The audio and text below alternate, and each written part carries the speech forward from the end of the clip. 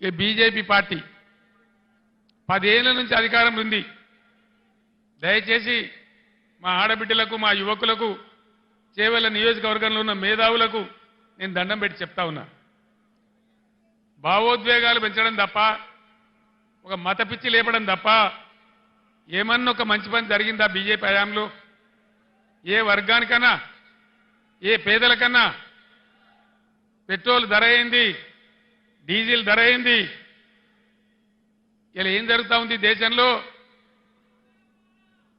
మా పార్టీలో జైలు పోతావా లేకపోతే జైలుకు పోతావా? అయితే మోడీ తప్పితే ఈడీ. ఇదేనా బీజేపీ? ఇదేనా రాజకీయం? ఇదేనా దేశాన్ని ముందుకు తీసుకుపోయే పద్ధతి? ఇదేనా ప్రజాస్వామ్యాన్ని ఎక్కడికక్కడ పాతరేసే పద్ధతి? దయచేసి ఆలోచన చెయ్యాలి. గుడ్డిగా అలవోకగా ఓటేయద్దు. గుడ్డిగా ఓటేస్తే చాలా ఇబ్బందులు అవుతాయి. బీజేపీ చరిత్ర మీరు చూడలేదా? ఒక్క మాట దయచేసి బాగా ఆలోచన చేయాలి. నేను మీ అందరిని చేతులెత్తి దండం పెడతా ఉన్నా.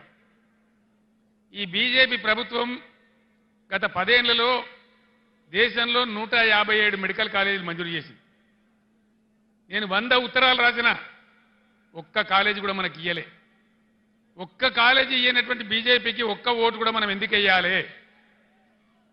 కేంద్రంలో ఉన్న చట్టం ప్రకారం దేశంలో ఎన్ని జిల్లాలుంటే ప్రతి జిల్లాకు ఒక నవోదయ పాఠశాల పెట్టాలి.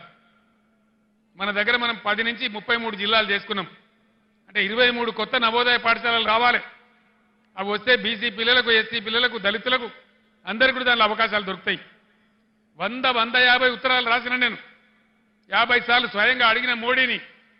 కానీ ఒక్క నవోదయ పాఠశాల కూడా ఇయ్యలే. చట్టాన్ని ఉల్లంఘించి ఒక్క మెడికల్ కాలేజీ ఇవ్వని, ఒక్క నవోదయ పాఠశాల ఇవ్వని ఈ బీజేపీకి మనం ఎందుకు ఓటేయాలి? దేనికోసం ఓటేయాలి?